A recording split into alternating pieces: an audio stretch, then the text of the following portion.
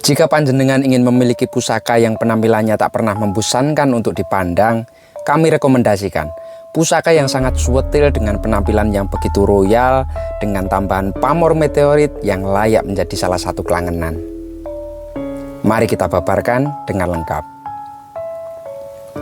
Pusaka ini memakai busana warangka Gayaman Jogja dari kayu cendana Jawa. Dan ia dilengkapi dengan pendok bunton, slorok, kemalu merah abrit. Secara keseluruhan penampilan busana pusaka ini benar-benar dibuat dengan sangat rapi, sangat detail, meriayeni, dan tentu saja nutut hati. Mari kita buka untuk isinya.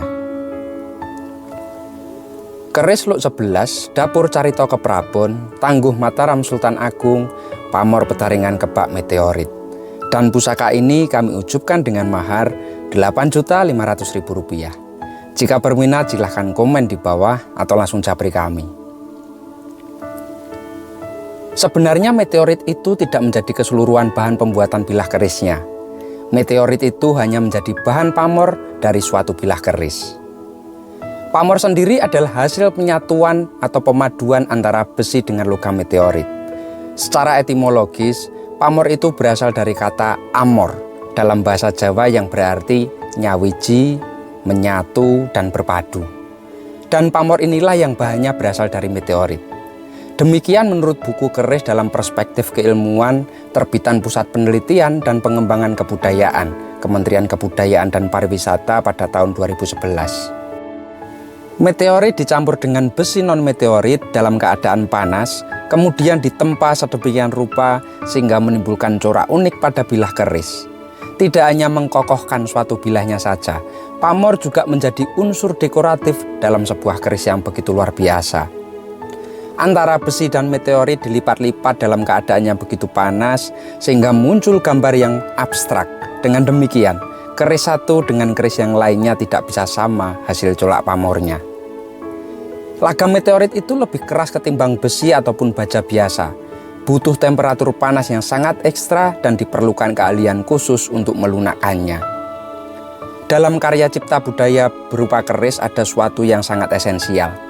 Ia mencerminkan tentang makna simbolik bersatunya hamba dengan Tuhan yang diwujudkan sebagai satu simbolik perkawinan kosmik antara sesuatu yang dari langit yaitu meteorit dan sesuatu yang dari perut bumi yang kemudian disatukan yang melahirkan sebuah keris pusaka.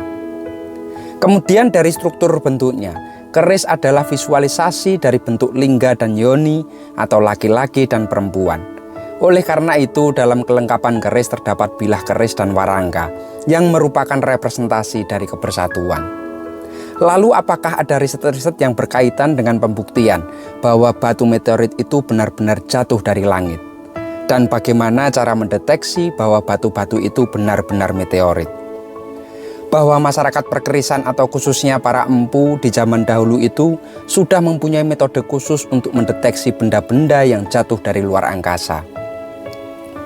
Metode itu adalah dengan menggunakan kemampuan indera pada manusia.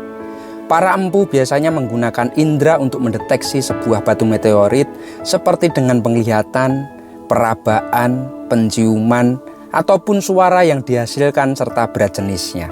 Caranya biasanya dengan dibakar, meraba, dan lain sebagainya. Bahwa pengelolaan meteorit dengan cara penggunaan indera ini sebenarnya sudah ditemui di dalam naskah-naskah kuno pada waktu dulu. Misalnya di naskah era zaman Majapahit dan era awal zaman Majapahit, yang menjelaskan tentang kemampuan nenek moyang atau empu untuk mendeteksi serta melebur batu meteorit. Keris-keris yang menggunakan unsur batu meteorit banyak dijumpai di era zaman Majapahit sekitar abad 13 sampai dengan 15 Masehi. Diperkirakan ada ribuan keris yang menggunakan batu meteorit. Sebenarnya tujuan penggunaan batu meteorit pada dunia perkerisan ada 3 sisi esensialnya. Yang pertama dari sisi keindahan estetika yang berguna untuk membentuk motif-motif pamor atau guratan pada bilah keris. Yang kedua dari sisi spiritualnya, yakni makna simbolik dari pamor atau guratan-guratan pada bilah keris. Sedangkan yang ketiga yaitu sebagai kerangka kokoh struktur bangun dalam satu bilah keris. Mari kita kembali dan mengamati artefak yang begitu luar biasa ini. Pusaka ini mempunyai jumlah luk 11 dan berdapur carita keprabon.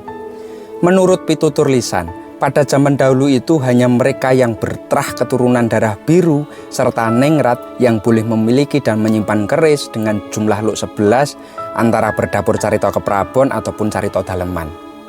Boleh dikata, keris dengan dapur tersebut adalah keris ningrat milik para priayi. Ada kepercayaan unik. Zaman dahulu bagi mereka yang memiliki keris berdapur ini akan memelihara burung gelatik Jawa sebagai pasangan atau kelangenan sang bau reksa kerisnya. Wallahu alam. Terdapat simbol menarik juga mengenai jumlah dari luk pusaka ini, yakni jumlahnya luk 11. Angka 11 berupa jajaran angka pertama, yaitu angka 1, merujuk pada pengertian kemanunggalan Gusti.